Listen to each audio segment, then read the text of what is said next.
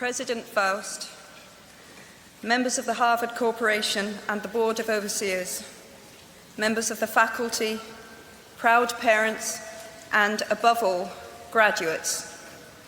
The first thing I would like to say is thank you. Not only has Harvard given me an extraordinary honor, but the weeks of fear and nausea I have endured at the thought of giving this commencement address have made me lose weight.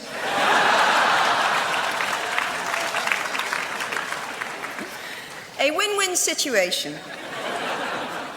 Now all I have to do is take deep breaths, squint at the red banners, and convince myself that I am at the world's largest Gryffindor reunion.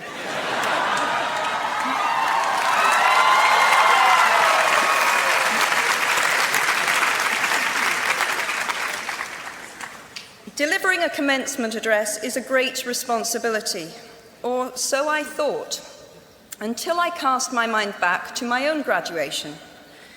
The commencement speaker that day was the distinguished British philosopher, Baroness Mary Warnock. Reflecting on her speech has helped me enormously in writing this one, because it turns out that I can't remember a single word she said.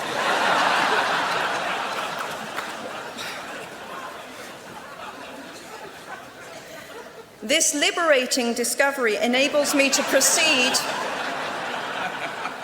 without any fear that I might inadvertently influence you to abandon promising careers in business, the law, or politics for the giddy delights of becoming a gay wizard.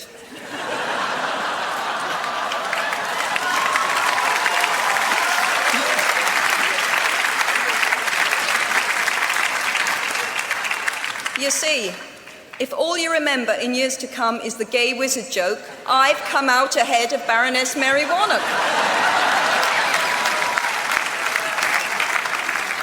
Achievable goals, the first step to self-improvement.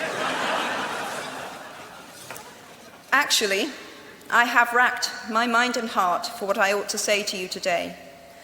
I have asked myself what I wish I had known at my own graduation, and what important lessons I have learned in the 21 years that have expired between that day and this. I have come up with two answers. On this wonderful day when we are gathered together to celebrate your academic success, I have decided to talk to you about the benefits of failure.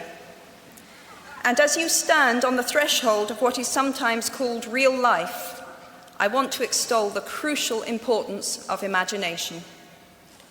These may seem quixotic or paradoxical choices, but bear with me.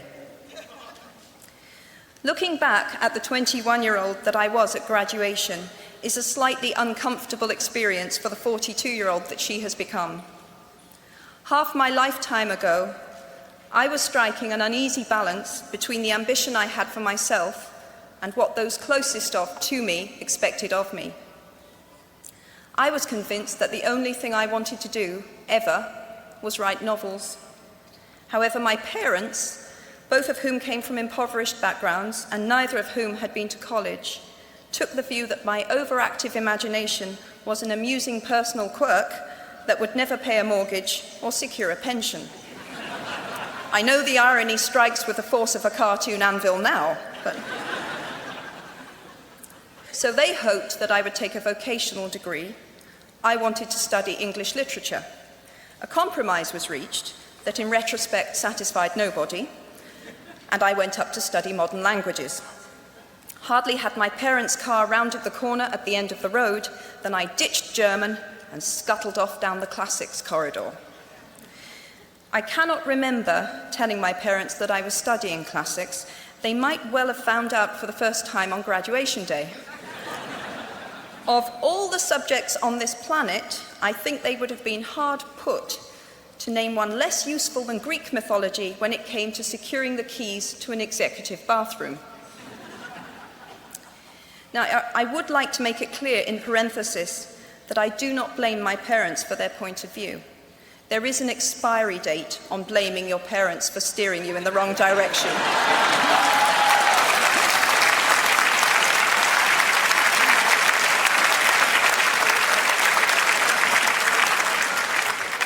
The moment you are old enough to take the wheel, responsibility lies with you. What is more, I cannot criticize my parents for hoping that I would never experience poverty. They had been poor themselves, and I have since been poor, and I quite agree with them that it is not an ennobling experience. Poverty entails fear and stress, and sometimes depression. It means 1,000 petty humiliations and hardships. Climbing out of poverty by your own efforts, that is something on which to pride yourself, but poverty itself is romanticized only by fools. What I feared most for myself at your age was not poverty, but failure. At your age, in spite of a distinct lack of motivation at university, where I had spent far too long in the coffee bar writing stories and far too little time at lectures, I had a knack for passing examinations, and that, for years, had been the measure of success in my life and that of my peers. Now, I am not dull enough to suppose that because you are young, gifted, and well-educated, you have never known heartbreak, hardship, or heartache. Talent and intelligence never yet inoculated anyone against the caprice of the fates, and I do not for a moment suppose that everyone here has enjoyed an existence of unruffled privilege and contentment. However, the fact that you are graduating from Harvard suggests that you are not very well acquainted with failure. You might be driven by a fear of failure quite as much as a desire for success. Indeed, your conception of failure might not be too far removed from the average person's idea of success. So high have you already flown. Ultimately, we all have to decide for ourselves what constitutes failure. But the world is quite eager to give you a set of criteria if you let it. So I think it fair to say that by any conventional measure, a mere 7 years after my graduation day, I had failed on an epic scale. An exceptionally short-lived marriage had imploded, and I was jobless, a lone parent, and as poor as it is possible to be in modern Britain without being homeless. The fears that my parents had had for me and that I had had for myself had both come to pass, and by every usual standard, I was the biggest failure I knew. Now, I'm not going to stand here and tell you that failure is fun. That period of my life was a dark one, and I had no idea that there was going to be what the press has since represented as a kind of fairy tale resolution. I had no idea then how far the tunnel extended, and for a long time, any light at the end of it was a hope rather than a reality. So why do I talk about the benefits of failure? Simply because failure meant a stripping away of the inessential. I stopped pretending to myself that I was anything other than what I was, and began to direct all my energy into finishing the only work that mattered to me. Had I really succeeded at anything else, I might never have found the determination to succeed in the one arena where I believed I truly belonged. I was set free because my greatest fear had been realized, and I was still alive, and I still had a daughter whom I adored, and I had an old typewriter and a big idea. And so rock bottom became the solid foundation on which I rebuilt my life. You might never fail on the scale I did, but some failure in life is inevitable. It is impossible to live without failing at something, unless you live so cautiously that you might as well not have lived at all, in which case you fail by default. Failure gave me an inner security that I had never attained by passing examinations. Failure taught me things about myself that I could have learned no other way. I discovered that I had a strong will and more discipline than I had suspected. I also found out that I had friends whose value was truly above the price of rubies. The knowledge that you have emerged wiser and stronger from setbacks means that you are, ever after, secure in your ability to survive. You will never truly know yourself, or the strength of your relationships until both have been tested by adversity. Such knowledge is a true gift for all that it is painfully won, and it has been worth more than any qualification I ever earned. So given a time turner, I would tell my 21-year-old self that personal happiness lies in knowing that life is not a checklist of acquisition or achievement. Your qualifications, your CV, are not your life, though you will meet many people of my age and older who confuse the two. Life is difficult and complicated and beyond anyone's total control, and the humility to know that will enable you to survive its vicissitudes. Now, you might think that I chose my second theme, the importance of imagination, because of the part it played in rebuilding my life, but that is not wholly so. Though I personally will defend the value of bedtime stories to my last gasp, I have learnt to value imagination in a much broader sense. Imagination is not only the uniquely human capacity to envision that which is not, and therefore the fount of all invention and innovation. In its arguably most transformative and revelatory capacity, it is the power that enables us to empathize with humans whose experiences we have never shared. One of the greatest formative experiences of my life preceded Harry Potter, though it informed much of what I subsequently wrote in those books. This revelation came in the form of one of my earliest day jobs. Though I was sloping off to write stories during my lunch hours, I paid the rent in my early 20s by working at the African Research Department of Amnesty International's headquarters in London. There in my little office, I read hastily scribbled letters smuggled out of totalitarian regimes by men and women who were risking imprisonment to inform the outside world of what was happening to them. I saw photographs of those who had disappeared without trace, sent to Amnesty by their desperate families and friends. I read the testimony of torture victims and saw pictures of their injuries. I opened handwritten, eyewitness accounts of summary trials and executions, of kidnappings and rapes. Many of my co-workers were ex-political prisoners, people who had been displaced from their homes or fled into exile because they had the temerity to speak against their governments. Visitors to our offices included those who had come to give information or to try and find out what had happened to those they had left behind. I shall never forget the African torture victim, a young man no older than I was at the time, who had become mentally ill after all he had endured in his homeland. He trembled uncontrollably as he spoke into a video camera about the brutality inflicted upon him. He was a foot taller than I was and seemed as fragile as a child.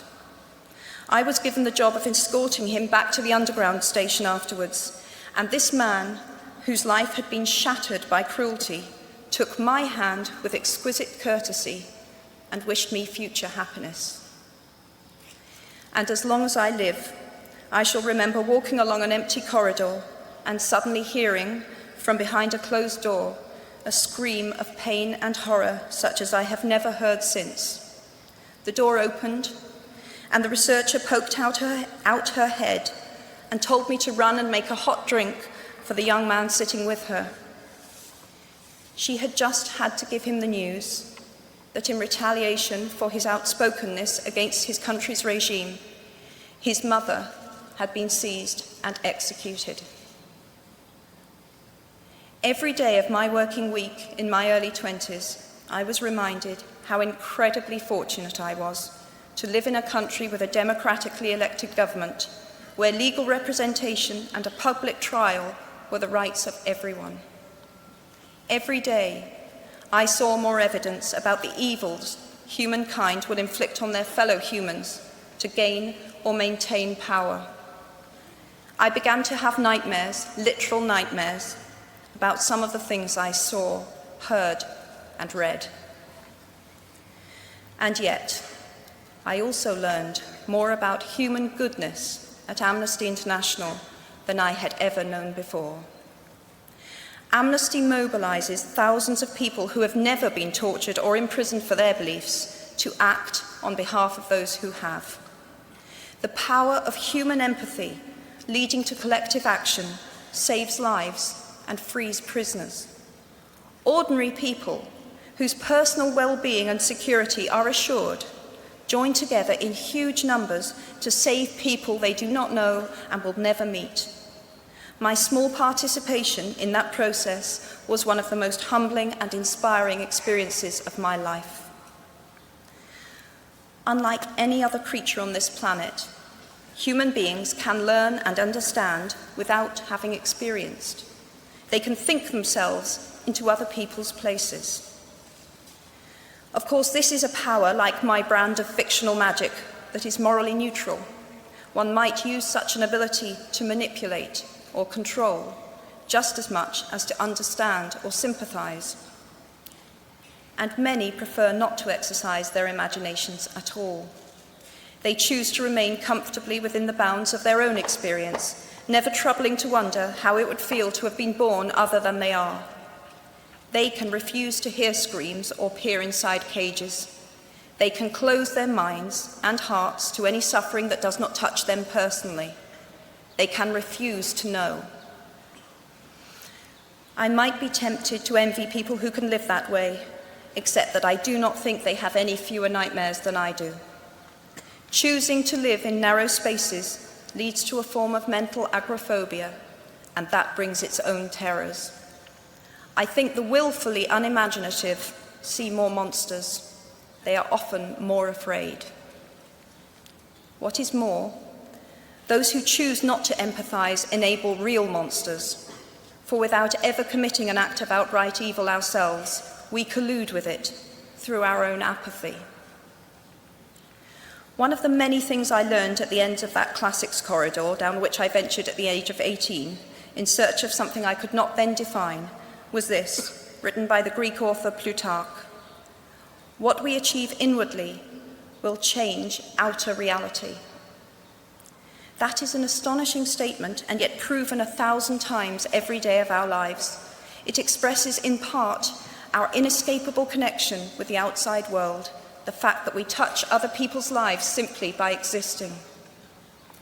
But how much more are you, Harvard graduates of 2008, likely to touch other people's lives?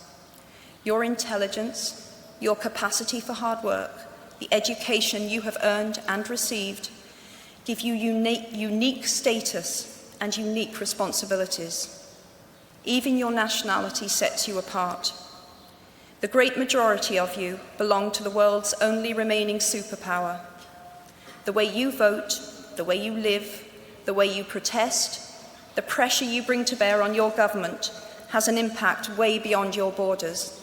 That is your privilege and your burden. If you choose to use your status and influence to raise your voice on behalf of those who have no voice, if you choose to identify not only with the powerful but with the powerless, if you retain the ability to imagine yourself into the lives of those who do not have your advantages, then it will not only be your proud families who celebrate your existence, but thousands and millions of people whose reality you have helped change. We do not need magic to transform our world. We carry all the power we need inside ourselves already. We have the power to imagine better. I am nearly finished.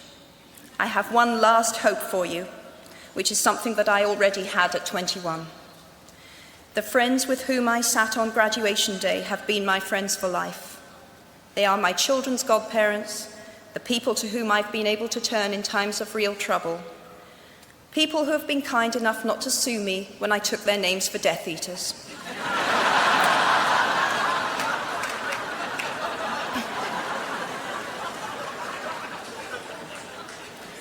At our graduation, we were bound by enormous affection, by our shared experience of a time that could never come again, and of course, by the knowledge that we held certain photographic evidence that would be exceptionally valuable if any of us ran for Prime Minister.